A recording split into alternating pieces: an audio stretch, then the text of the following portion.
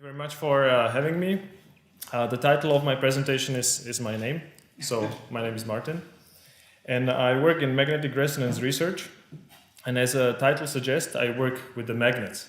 So in fact, I work with a very big magnet. So big magnets that you can lie inside of it. So we call it MRI scanners.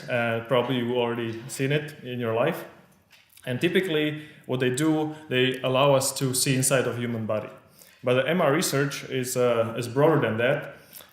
For example, there is a lot of research going in magnetic resonance imaging, which is typically used in clinical settings, and functional MRI in psychology to investigate brain behavior, and MR spectroscopy, which is a field where I work. Magnetic resonance is very complex and very difficult to understand, but anyway, I will try it. I will challenge myself and try to explain it with this slide. So imagine that we have two tuning forks, fork number 1 and fork number 2, and we hit the fork number 2 with a pendulum, and it starts to vibrate. And short after, the fork number 1 starts to vibrate too. So this is called the resonance phenomenon. So there is an energy transfer between these two forks. In magnetic resonance, imagine that the fork number 1 is you in the magnetic field, and this other setup is the MR scanner or the machine. And this machine will send a radio frequency wave to you. You will kind of resonate, your molecules will resonate, and will send a signal that is detected later. And as you can see, this whole process is very non-invasive, and there is no radiation. All of you know that the light consists of several colors, and we call it spectrum or visible light spectrum, right? In MR, we have a different spectrum, so we don't see wavelengths, we do not differentiate wavelengths, but we can differentiate frequencies of atoms in the molecules, and this helps us to get an information about the structure of a molecule. So what happens, if we apply the MR resonance spectroscopy in humans, we call it In-Vivo magnetic resonance spectroscopy. And what do the spectra from humans look like? So for example, this is a liver in the MR scanner, and we can get a spectrum from this yellow cube right there. And what we can get is a spectrum of water and lipids, and this helped us to diagnose, for example, fatty liver disease.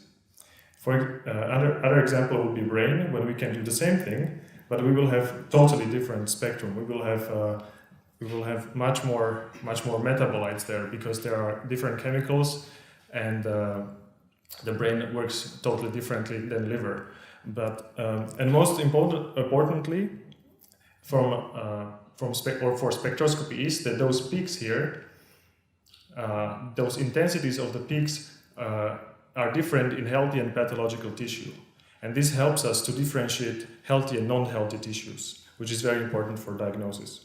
So in my previous work, I worked in the lab in Vienna, and I was interested in liver diseases, gallbladder diseases, omega-3 fatty acids, and muscle metabolism. And we call this category body MRS.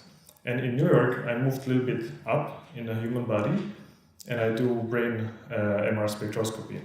I started last year in summer at NYU Langone, and this summer I continue my research at Columbia University.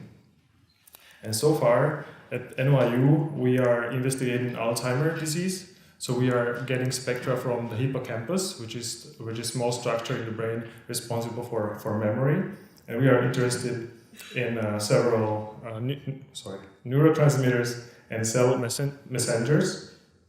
And soon we will start a project on multiple sclerosis at Columbia, when we are interested more in glutathione metabolite, which is responsible for, it has a neuroprotective role and several other neurotransmitters.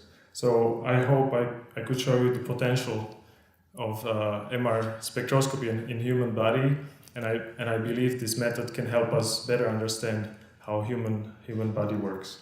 So thank you very much for showing or presenting my research and the research of whole teams. It's not just me, and I thank you for your attention. you.